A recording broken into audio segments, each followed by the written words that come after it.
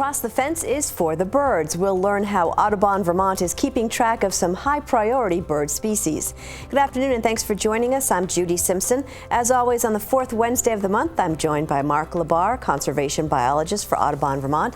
And today we're going to find out what has been keeping Mark busy these past couple of months. Great to see you again. Always great to be here. So fill us in on some of the work that Audubon's been doing this summer. So folks might remember from an earlier show back in May, we talked about the use of geolocators, these geotags, in order to track birds back and forth. My coworker Margaret and I had been down to North Carolina to help with the project there, and we undertook that project here in Vermont over basically during the month of June, end of May through June, putting these geolocators on. So busy was exactly what it was. It was a crazy time. Little backpacks, actually. They are, yeah. So what we did, they basically are little backpacks that go on the back of the bird.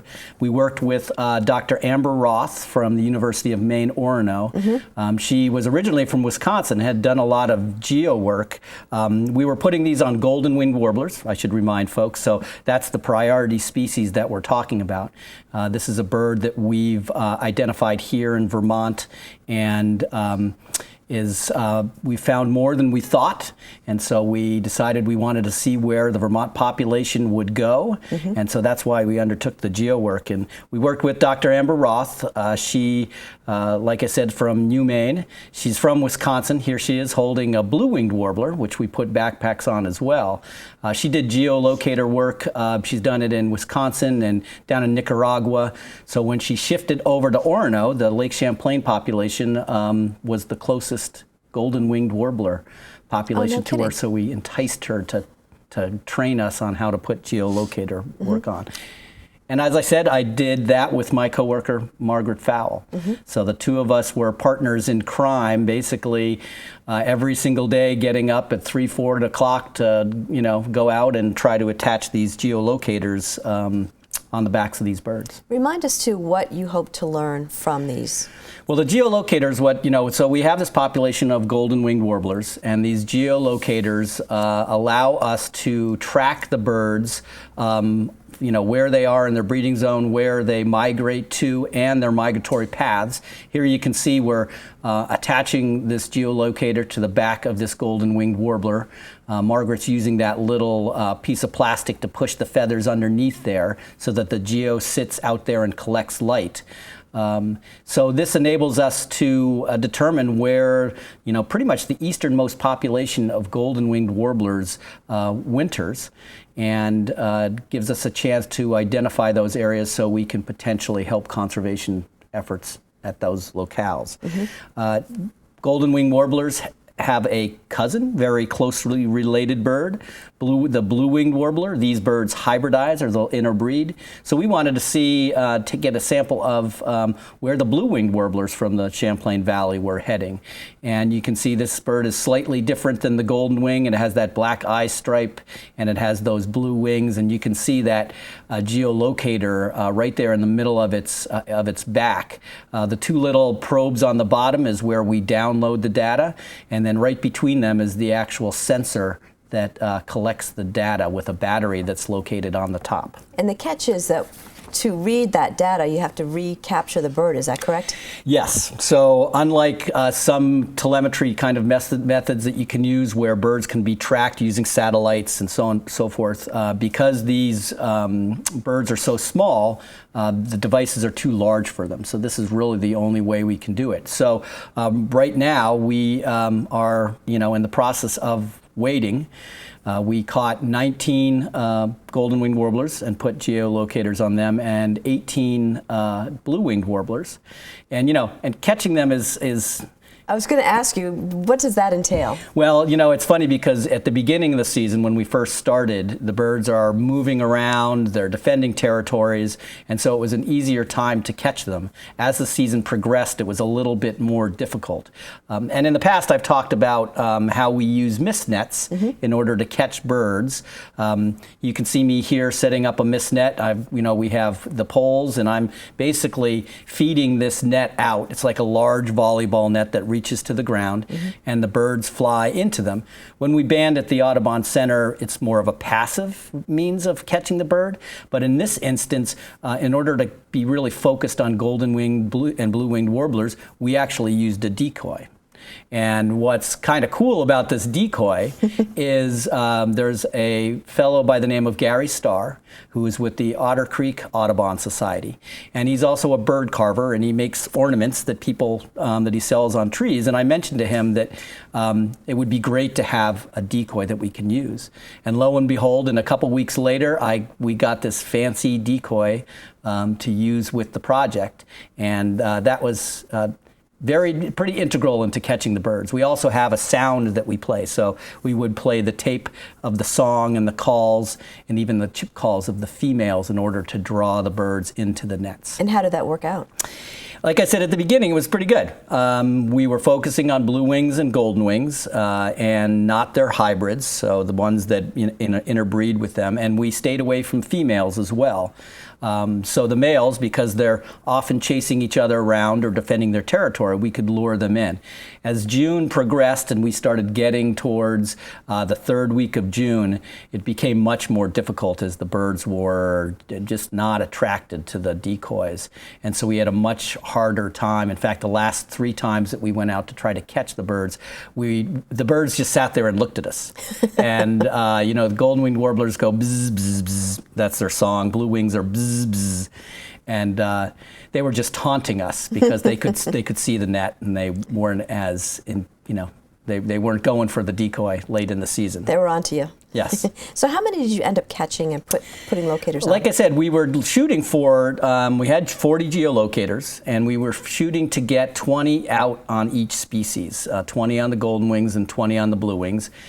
We got 19 on the golden wings, like I said, and 18 on the blue wings, so we felt we did pretty good.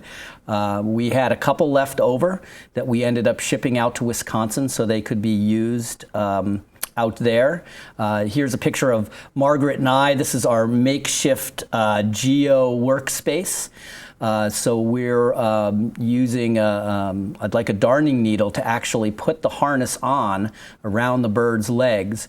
And there's a lot of data that we collected when we were out there. We would often write them down on these little envelopes, but latitude and longitude, the band number, color band. We also put different color bands on them as well. That way, next year we can look for these birds, and oftentimes you can't see the geolocator on the back, but you can see the color bands. Right. So we'll know which birds to target. So you mentioned that this project is not limited to Vermont. Yeah, so last year about 400 geolocators went out across the golden-winged warbler range, all the way from North Carolina and Tennessee right up through Manitoba and Wisconsin. And so that data this summer, a lot of time was spent trying to catch those birds as they return to their breeding ground. Now, Vermont was not part of that effort. And so when we started talking with Amber, we figured that this would be good information to include in that larger project. So we got some geolocators this year, and there were some geolocators that actually came back from Nicaragua. They were putting geolocators there. And we worked with a crew from New York that came, and this is them in there. We all got trained on how to put the geos on, and this was a crew from Sterling Forest down in New York that had about 20 geolocators that they were going to put out.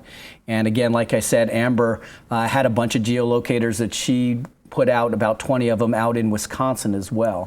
So this is kind of the second round of deployment, so to speak. And we're still waiting to hear the results of last year's deployment, and of course we need to wait till next year to see where our birds went. Did you catch any birds that you didn't band? We did. We caught birds, and all the birds we did catch, we did band, but there were some that we didn't put geolocators on. Right. One of those, like I said, was the females. We really kind of targeted, this is Amber with a female. We really kind of targeted the males because they are territorial, they're much easier to catch. and they tend to come into the nets and respond to that decoy. The females don't, but we did catch a smattering of them, and we would put a band on them and release them as well, so we'll be able to track those. And then we did catch a couple of hybrids. And this is a Lawrence's warbler. So this is what you get when a blue-winged warbler mates with a golden-winged warbler, and it has aspects of both. So you can see that mask and that bib, which is golden-winged warbler, and yet blue-winged warblers have that yellowish color and the whiter wing bars. So there's a lot of hybrids here in the southern Champlain Valley and throughout the Champlain Valley as these two bird species overlap. And so we didn't put geos on those just because we thought there was going to be less fidelity with the hybrids than with the quote-unquote pure golden wings and blue wings. So what's the next step? So now we wait. It's, we've got the geos out. These birds are finishing up breeding. If they're not already finishing, they're going to start to do some post-breeding dispersal and begin their migration back down to Central and South America. And then next year, what we'll do, we have 8 different sites that we went out to put these geolocators on. And so next year, starting around the second week of May, I'll be out there with my net and my decoy and our playback tape, trying to entice these birds back into the nets so that we can then remove the geolocators. And Dr. Roth will help us then download this data, which again will just give us a really good idea as to where our birds are going. It'll be interesting for us to see if our blue wings and our golden wings winter together, or they winter separately. Are our birds aligned more with the Appalachian population of golden-winged warblers, or are they aligned more with the Great Lakes population? So we're right kind of at the center of those two areas. So it should be some pretty exciting stuff. You have to keep us posted. I will. I will certainly talk about it next year when we do get the birds back. Well, it looks like we have some time for some viewer mail. So here's a question from Shirley from Enosburg, and she asks, have you ever seen a woodpecker with red in the front of its head? Here's a look here. It looks peach, but now it's getting red. I'm trying to get another picture of it. So this is a young downy woodpecker, and it's getting fed, as you can see, by the adult there, and they will get this reddish patch or some red feathers or some reddish feathers in the front when they're in this, this early plumage. They'll eventually molt out of that, and that color will go away. But this is clearly an indication of a young bird. And you can see the adult sitting there actively feeding it. I bet you there was quite a bit of begging that was going on as well. So, this time of year, there's lots of birds out there. You were saying your phoebes fledged, your bluebirds fledged, robins. So tree swallows. It's funny, and I bring this up every, it's really loud in May, lots of songs, and it gets quiet as July comes along. And yet when you think about it, there's more than twice as many birds out in the woods right now with all the youngsters out there. Right. So here's a question from Joanne Wilkins, I think of Underhill, because she mentions Underhill in her letter, but she might have just been driving by. She says, this heron's nest is in the swamp near Route 15 in Underhill. I thought great blue herons nested in rookeries. I haven't seen more nests in the vicinity. So it's true, oftentimes great blue herons will nest with other great blue herons. There used to be large populations of great blue herons on Lake Champlain, on Valcour Island, and up at Missisquoi National Wildlife Refuge, where the nest numbered in the hundreds. But sometimes on small beaver ponds or small bodies of water, you're going to basically see 1, 2, 3 pairs. So this was just a pair that decided to set up shop on its own. And, a lot of times this type of habitat can be very ephemeral because, as you can see, most of those trees are dead. And eventually they're going to fall over. So that pair may end up shifting and going somewhere else upcoming years. And you have a couple of pictures now from Dave Adams. Yeah, so Dave Adams is a co-worker of ours. He worked for the Vermont Fish and Wildlife Department.